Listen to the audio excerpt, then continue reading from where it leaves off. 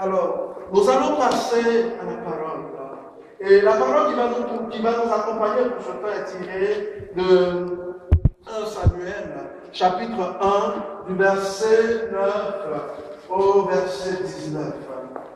Je vais demander à Valérie de lire la parole. Anne se leva après qu'ils eurent mangé dans la chambre et elle se tint devant Yahvé. Amen. Frères et sœurs, je vais poser ça ici.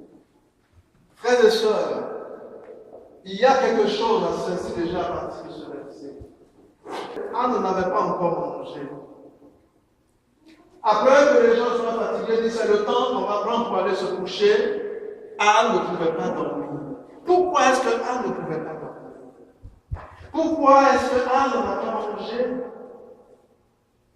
Anne n'était pas malade. Elle allait bien. Mais pourquoi? Écoutons la suite. Le prêtre Élie était assis sur son siège contre le montant de la porte au sanctuaire de Yahvé. Quelque chose ici pour toi. Pendant que Anne ne dormait pas, l'homme de Dieu dans le temple ne dormait pas non plus. Dans l'amertume de son âme, elle pria Yahvé et elle pleura beaucoup. Amen. Et ça, je voudrais qu'on fasse un histoire. Vous savez, le cas de Anne, c'est une femme qui a un mari, et il y a une deuxième femme.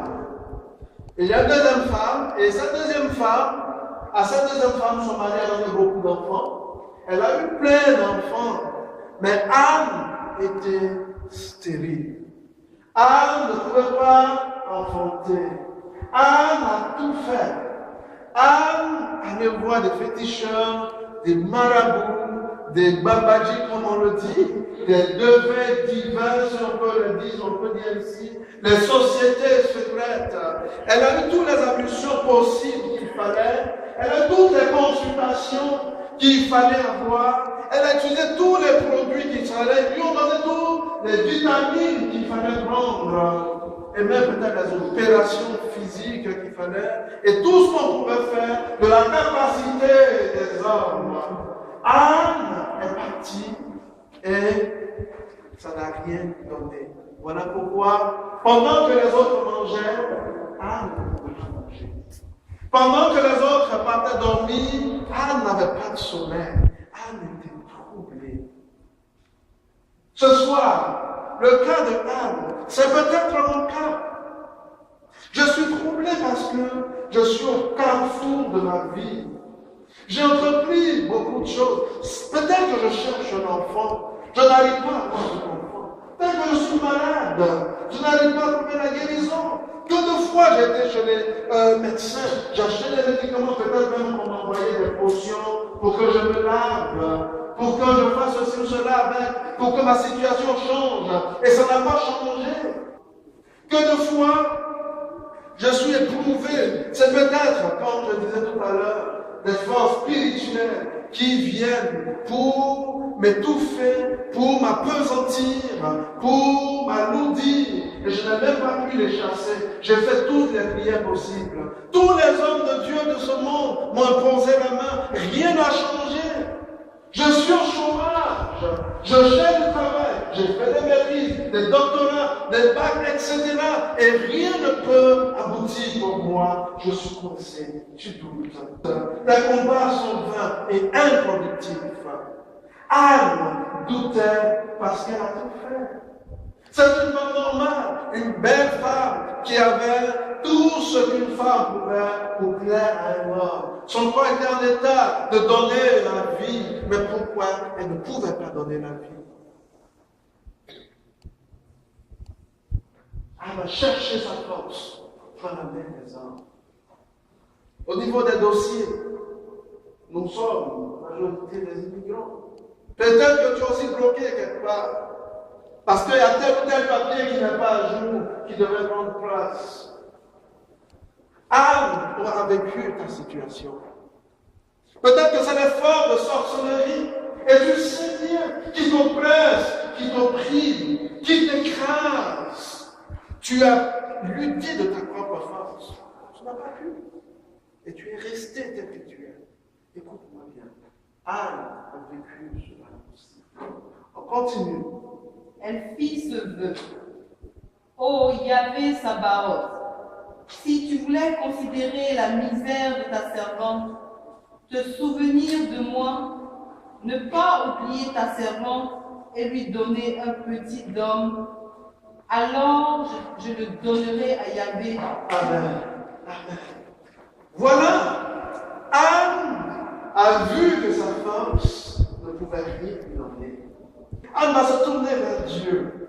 Elle va dire, je suis fatiguée des hommes. Je suis fatiguée de la puissance, de soi-disant des hommes. Et là, elle va se tourner parce qu'elle sait que Dieu est capable. Dieu est capable de décanter sa situation. Le crois-tu, mon frère? Le crois-tu pour ta vie? Amen. Parce que nous ne sommes pas en train de donner une parole des hommes. Nous marchons sur le rayon de la parole créatrice, qui donne vie. Et cette parole ne dépend pas de la force de l'homme, mais de l'Esprit de Dieu. Et c'est ce que Anne a compris. Anne a compris que sa délivrance se trouvait dans le temple. Sa délivrance se trouvait dans la prière, dans la présence de Dieu.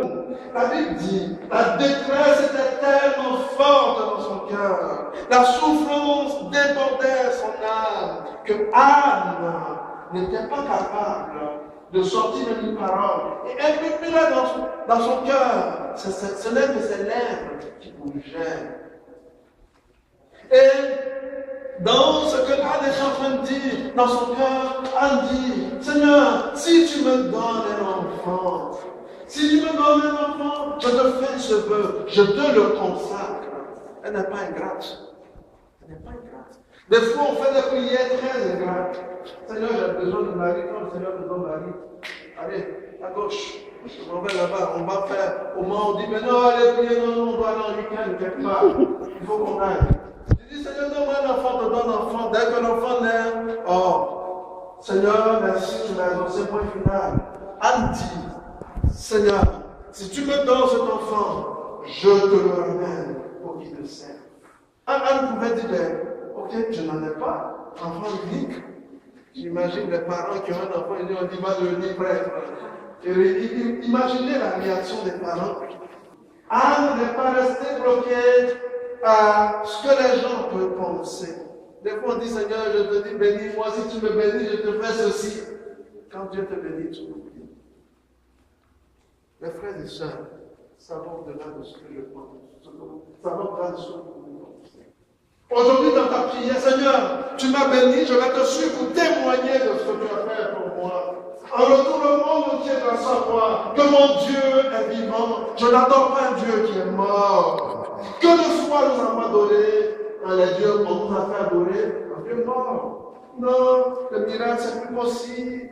C'est dans les anciens temps, c'est fini. Mais non, le miracle est possible. Déjà, chaque dimanche, pour nous qui sommes catholiques, ça s'accomplit pour nous. Jésus se donne en nourriture, vraie chair, vrai sang que nous buvons. Nous croyons en cela. C'est dommage que le peuple de Dieu soit fermé à la puissance de Dieu. Si tu pouvais savoir ce que Dieu est capable de faire de ta vie ce soir, c'est toi comme la Samaritaine qui lui aurait dit, donne-moi de l'eau vive à boire. Qu'est-ce que Flore, Dieu ne pourra pas faire de ta vie? Tout. Dieu est capable de tout faire pour toi. Amen. On suit bien attentivement parce que ce texte a beaucoup de révélations. Tout à l'heure, on va passer en pratique. On va demander au Seigneur de se manifester au milieu de nous. Amen. Je vous assure, mes frères et sœurs, j'ai hâte de savoir ce que Dieu va décanter de joie en vie. Alors je le donnerai à Yahvé pour toute sa vie, et le rasoir ne passera pas sur sa tête. Comme elle prolongeait sa prière devant Yahvé, Élie observait sa bouche. Anne parlait tout bas. Ses lèvres remuaient, mais on n'entendait pas sa voix. Et Élie pensa qu'elle était ivre. Voyez, tellement la souffrance était intense que la voix ne sortait pas de la gorge de Anne. Je suis content parce que la majorité de ceux qui sont dans la salle ce soir sont des jeunes. Alléluia. Amen. Je suis béni parce que je sais que c'est pour la semence. La semence de la puissance de Dieu. La semence de l'Esprit Saint. C'est vous l'avenir. C'est vous, c'est nous. Parce que je fais partie aussi. Qui porteront cette semence de gloire, de victoire. Nom de Jésus-Christ. Anne souffrait au point où elle n'avait même plus de force, au point où on n'entendait plus sa voix. C'est à ça qu'elle y pensait, pensant que parce que cet enfant vivait dans la dépravation, dit la Bible. Cet enfant avait déjà quitté la face de Dieu. Et Dieu va opérer le miracle. La prière de cette femme, Élie ne savait pas que c'était sa relève qui était en train d'être faite par la semence de cette femme, par la prière de cette femme, qui a décidé de revenir au Seigneur, de donner sa vie au Seigneur. Mais Anne répondit ainsi: Non, mon Seigneur, je ne suis qu'une femme affligée. Je n'ai bu ni vin, ni boisson fermentée. J'épanche mon âme devant Yahvé. Ne juge pas ta servante comme une vaurienne.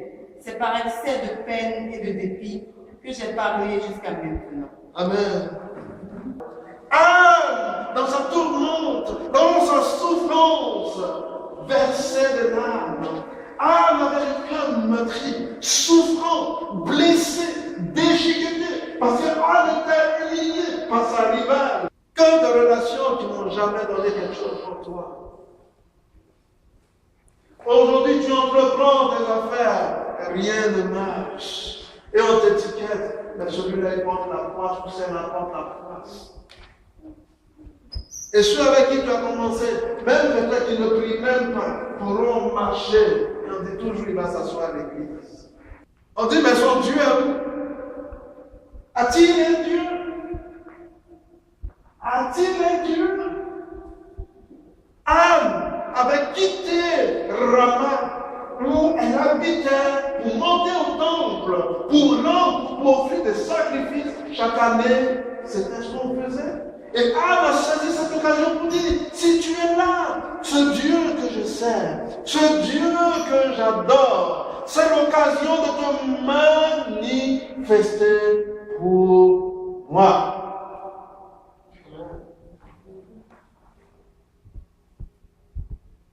Continue. Alors Élie lui répondit: Va en paix et que le Dieu d'Israël t'accorde ce que tu lui as demandé. Parce que tu as cru, tu as donné du temps pour ça, que ce que tu demandes au Seigneur se réalise pour toi. Mon frère et soeur, que ce qui fait ton amertume, ta souffrance, soit ôté, que ce que tu demandes au Seigneur, comme Élie a demandé, que se réalise pour toi. Dans le nom de Jésus. Alors, l'homme de Dieu proclame la bénédiction, l'accomplissement sur la vie de Anne.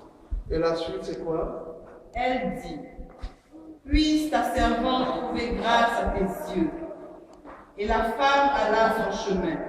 Anne a cru à la bénédiction et a dit que ta servante est grâce, que ce que tu as dit s'accomplisse, que ce que j'ai demandé se réalise.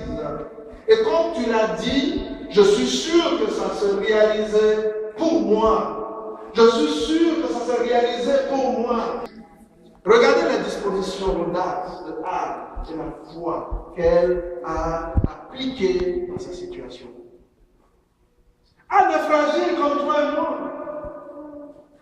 Anne a vécu, vit des choses que tu vis, que je vis.